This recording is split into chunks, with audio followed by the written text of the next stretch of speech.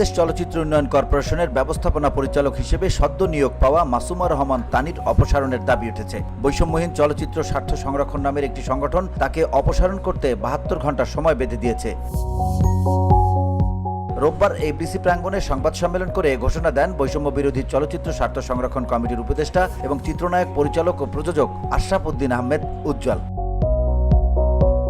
সংবাদ সম্মেলনে উজ্জ্বল বলেন, এফডিসিতে প্রশাসনিক কাজে যদি কোনো প্রশাসক আসে আমাদের তো কোনো আপত্তি নেই, কারণ এটা সরকারি জায়গা। একটা লোক চাকরি করতে আসবে, সে আসতেই পারে, এখানে চাকরি করতেই পারে। কিন্তু আপনি এমন একজনকে পাঠাচ্ছেন যিনি আমাদের চোখে অজ্ঞাতনামা আসামি, আমরা তাকে চিনি না, জানি না, আমাদের উপর আপনারা চাপিয়ে দেবেন, সেটা হবে না, আমরা সেটা প্রতিহত করব। মালয়েশিয়ান প্রযুক্তিতে তৈরি অত্যাধুনিক cleaning machine modern vacuum cleaner যে কোনো ধরনের ধুলো ময়লাকে পরিষ্কার করে ঘরকে করে তুলুন চকচকে ও আকর্ষণীয়। Modem, brand of luxury.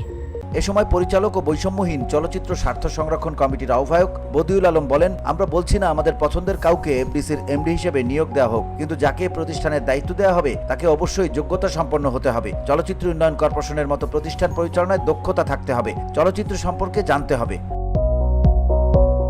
কিন্তু এই প্রতিষ্ঠানে আমরা দেখছি এখন ফ্যাসিস্ট ও আওয়ামী দোসরদের নিয়োগ দেওয়া হয়েছে। এমন সময়ে এরকম একজনকে এফডিসির এমডি করা হয়েছে শুনে আমরা সত্যি বিস্মিত হয়েছি। এফডিসির ক্ষতি হতে হতে আজ প্রতিষ্ঠানটি মাটির সঙ্গে মিশে গেছে। এতে প্রাণ সঞ্চার করতে হলে একজন যোগ্য লোককে এর প্রধান হিসেবে নিয়োগ দিতে হবে, তাই আমরা সবাই এক হয়েছি।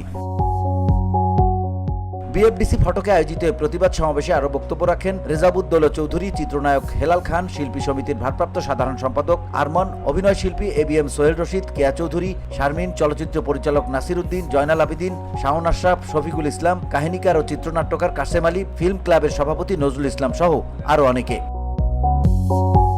VOD Bangla news desk.